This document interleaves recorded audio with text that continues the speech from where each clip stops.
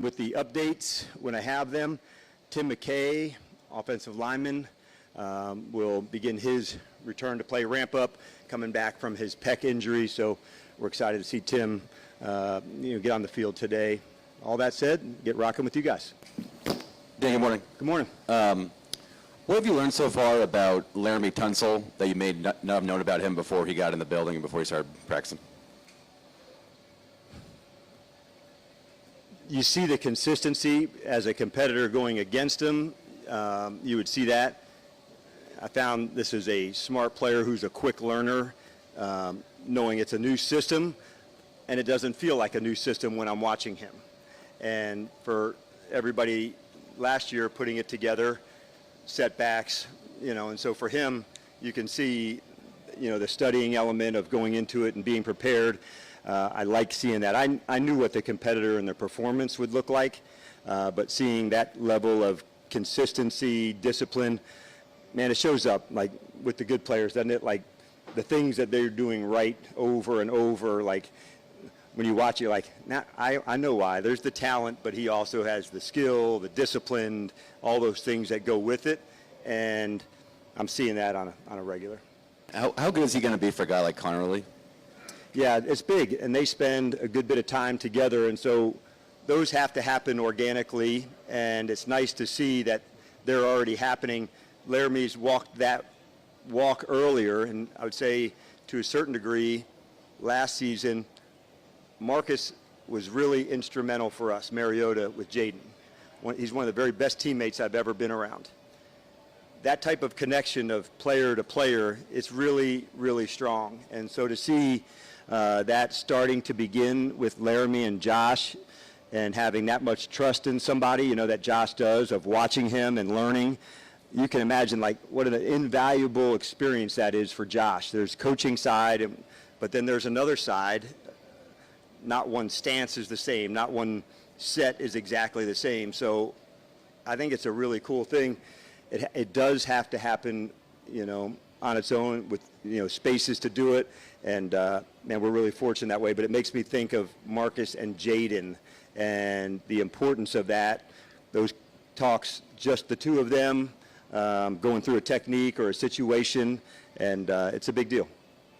What have you seen from Mikey in camp so far, and how is his comfort level in year two shown on the field? Same or still, I felt, I always see, or I put it this way, I know about the ball skills, and so to see there was an interception a few days ago where he was running, towards the middle of the field to go, and the ability to go track it and get it. I think the confidence to know when to take my shot, when not to.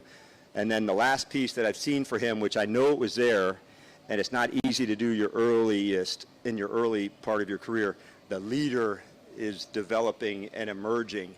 And that to me that's the next step for him. The other players believe in him, Nikki, and know that he puts in the work. So to see him take on some leading in his own way, that's a big deal. To see a leader, how does Bobby do it? That's different than the next person that does it. And he's finding his own way to do that. And I think that's really impactful. Coming off the injury last year, does he look more confident? Does he have his first step back? I mean, are you at the point in camp where you can tell if he's close to where he was a couple years ago? What I can say, like coming in, his mindset's great, honestly. Coming in, just fresh eyes, a fresh start, everybody kind of doing it together. So I've noticed that, sensed that. His communication is even, more with the other teammates as they're building it together. We're going to be smart as we're going.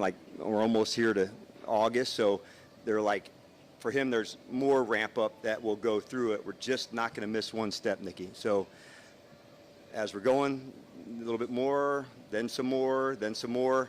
So we're still into that phase, but we really are going to aim to nail it. And so to say, I've seen good plays from him, yes. Most importantly, I want to see the good, healthy plays because I know that's when we'll be at our best. Dan, you'd like to have Terry out there in the field, but what are some of the maybe things you can learn, some of the benefits until you get him out here that you can learn about the offense and how it can help Jaden maybe having to look for different guys? There's always, that silver lining that you're talking about, that whose opportunity, whose moment, how do we do things differently? And it really comes down to like opportunities, really, John. In this time of year, we don't move guys around too many spots. You'll see, okay, a player may go from outside to play in the slot.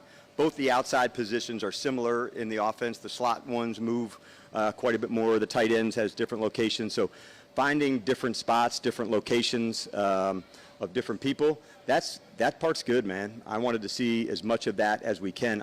I really like the crew that we have. So there'll be a time when that's not the case, where everybody's getting different reps. But for right now, it's a big opportunity for some guys, and they really want to go nail it.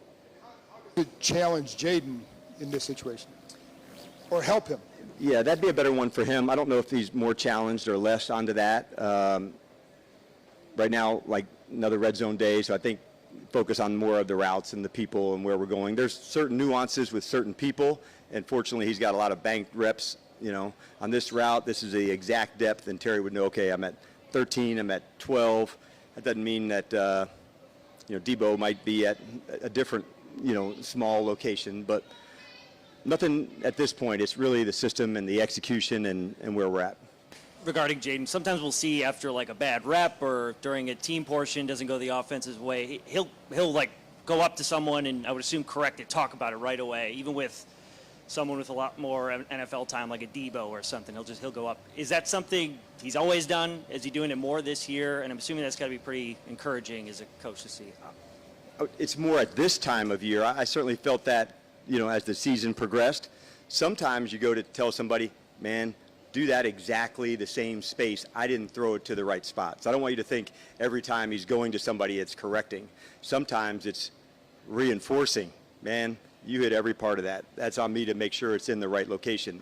Other times you're exactly right. Hey, I want that, bend it more flat down the line, or I'm going to throw it away from another player's leverage there. So when we see the coverage to go, there was a great interaction between him and Sinnott the other day. There was a certain blitz that Ben had to look quickly to go to it. Jaden put it right on him. So I saw them talking afterwards that connection happened so quickly. Maybe last year that wouldn't have been, but like this specific play, they went, they talked about it, that's it. And so that made me happy too. On that particular play, he was just going to acknowledge to Ben, man, like that was the route, that was the right spot. And so I think there's all three things. One, acknowledgement.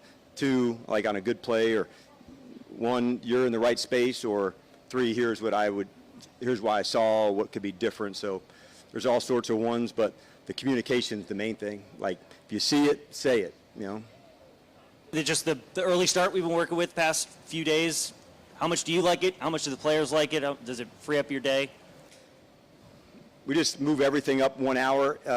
We just want to do right by the guys. And if we can get like really, high standards of practice better at this point, it's the right thing, man. If we can, any way we can do to, take after the players better. So there's a certain amount of hours you're allowed in the day. So you just basically move everything up by 1 hour. So it takes some sacrifice, especially from like the medical side and the training side, for the players to really ramp up and be ready. It's a good hour to just whatever manual work they need, the getting themselves primed, the on-field preparation. So like the athletic preparation, it takes some time to throw a great practice. So everybody else being in early to help them do that. They get out earlier at night. So it's worth it. We've had a good hot block, and I love the work that the guys are putting in, man. They are absolutely, pushing one another and giving it up for one another. And as a coach, that's what I told them, and I couldn't be more pleased about that. When you give up that kind of effort for one another, that's the big deal. The scheme, that will come. But if you don't have a play style of hard-ass effort and finishing, all the plays in the world ain't going to matter. Red zone work, what are you seeing from that area, and what are you hoping to see? Yeah, it's such an important area for us. So when you go through it, Donnie, you want to look at maybe some more man-to-man today, all right, for the offense and for the defense. On another red zone day, let's emphasize zone a little bit more, on the defense, so the routes could be differently. The run game changes some, the field position, there's no more over-the-top throws, so you're attacking so many things laterally. So when we talk about red zone, where it's in the high area where you can throw over people, That's good. Now you get, like, we have a competition today of 1st and goal at the 9. Just play it out and see. But now you're not throwing over people. You know, how are you trying to expand? How do you get into the run game into that spot?